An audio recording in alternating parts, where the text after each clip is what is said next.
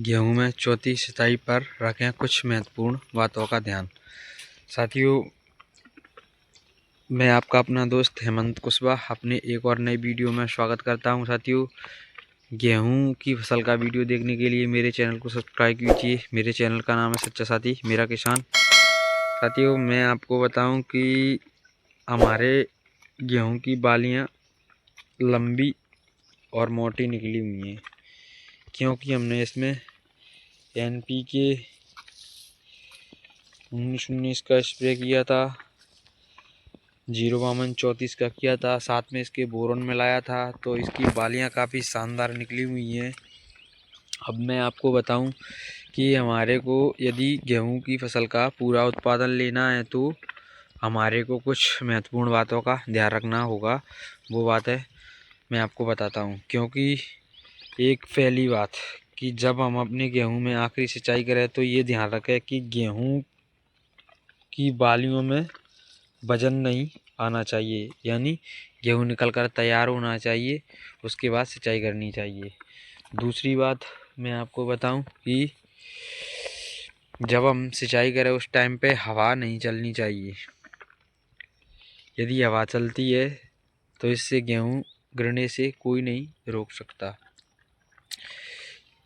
तीसरी बात मैं आपको बताऊं कि गेहूं में जब हम सिंचाई करें उस टाइम पर हमारे को ये ध्यान रखना है कि गेहूं के अंदर पानी भरकर ना रहे, क्योंकि ज़्यादा दिनों तक 2-3 दिन तक यदि हमारे गेहूं की फसल में पानी खड़ा रहेगा तो साथियों आपको एक समस्या देखने को मिलेगी कि आपकी गेहूं सूख जाएगी।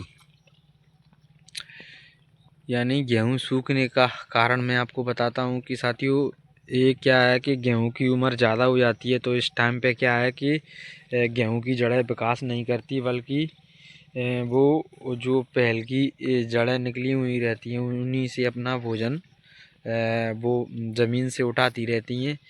इसीलिए ज़्यादा पानी भरने से वो जड़ें खराब हो जाएंगी।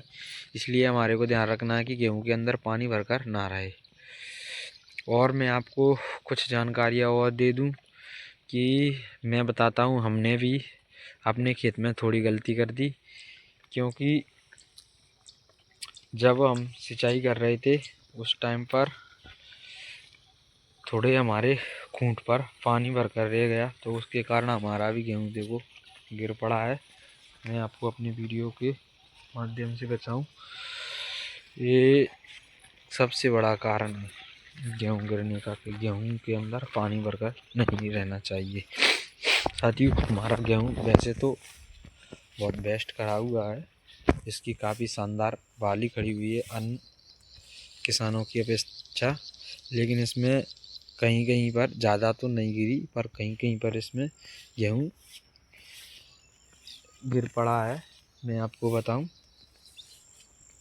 वैरायटी बहुत अच्छी है, शानदार है, लेकिन इसमें क्या है कि जब हमने इसमें सिंचाई की थी तो मैं आपको बताऊं कि जब हम इसमें सिंचाई कर रहे थे उस टाइम पर मौसम साफ था, लेकिन जैसे ही हमने सिंचाई की उसके एक दिन बाद मौसम में बदलाव हो गया और हवाएं चलने लगी। तो ये हवाएं चलने के कारण कहीं कहीं हमारे गेहूँ गिर पड़े हैं।